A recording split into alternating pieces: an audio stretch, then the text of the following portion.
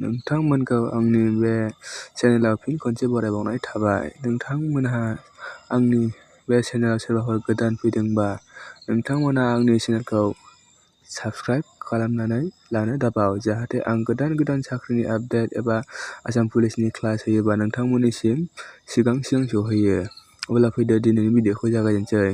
नोंथांमोननिसिम आं दिनै भिडिअ लाना फैनायनि जाहोनानो जाबाय जोंना SBI निफ्राय क्लार्कआव साख्रि ओंखारना फैदों।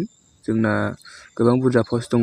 जोंना पस्टआ नायनानै लानो हागोन नोंथांमोना 13,735टा पस्ट दङ आरो जोंनि आसामाव बेसेबां पस्ट दं नोंथांमोना बेखौ नायलांदो।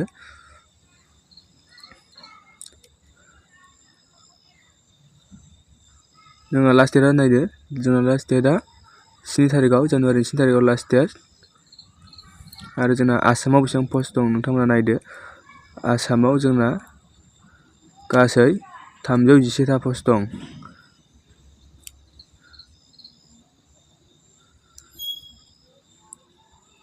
आरो जोंना बैसोआ 20 निफ्राय 28 सोलिगोन आरो जोंना STआ 5 इयार्स एक्सट्रा मोनगोन आरोना। एडुकेशन क्वालिफिकेशन होनोबा जोंना ग्रेजुवेट जानांगोन, नोंथांमोना जेखिजाया ग्रेजुवेट जानांगोन। साइन्स आर्ट्स बिनि खोथा गैया, नोंथांमोना जायखिया ग्रेजुवेट जाबानो बेयाव एप्लाइ खालामनो हागोन आरोना। जोंना STआ एप्लिकेशनबो नाङा, फिसआ जोंना फ्रि। बहुत मोजां सुबिदा, नोंथांमोना बयबो एप्लाइ खालामनानै ला। नोंथांमोना जाय ग्रेजुवेट नोंथांमोना एप्लाइ खालामनानै लाबानो जाबाय आरोना। जोंना एग्जामा मोननै जागोन दै, प्राइमारि एग्जाम आरो मेन एग्जाम मोनसे जागोन। जोंना फार्स्ट एग्जामाव 100 मार्कनि जागोन आरो 100 मार्कआ जोंना इंलिसाव 30 जागोन, 20 मिनिट मोनगोन। क्वान्टिटेटिभ एप्टिटिउडआव 35, 20 मिनिट मोनगोन। रिजनिंआव मोनगोन 35, 20 मिनिट, गासै 1 आवार्स मोनगोन आरोना। आरो सेकेन्ड एग्जामाव दङ जोंना, सेकेन्ड एग्जामाव जोंना 200टा मार्क जागोन, 200टा कुइसन जागोन। नोंथांमोना 200टा मार्क मोनगोन आरोना। आरो नेगेटिभ होनोबा 1/4, नोंथांमोना बयबो मिथिखायो बेंकनि एग्जामखौ 1/4 नेगेटिभ थाखायो। नोंथांमोना सिलेबासखौ नायनानै लादो सेकेन्ड एग्जामनिखौबो, आं बुंबाय थाला। जोंना नै 17 तारिखनिफ्राय जादों आरो लास्ट डेटआ जोंना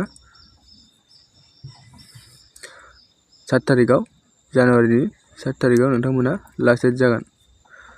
प्रि एग्जाम डेटखौबो होनानै दंखायो, जोंना फेब्रुवारियाव एग्जामा जागोन आरो मेन एग्जामा जोंना मार्च जाहैगोन आरोना। बे थाब जागोन, नोंथांमोना गोख्रैनो साख्रि मोनगोन। जाय बिथांमोना गोसो गुदुं नोंथांमोना बयबो एप्लाइ खालामनानै लानो हागोन।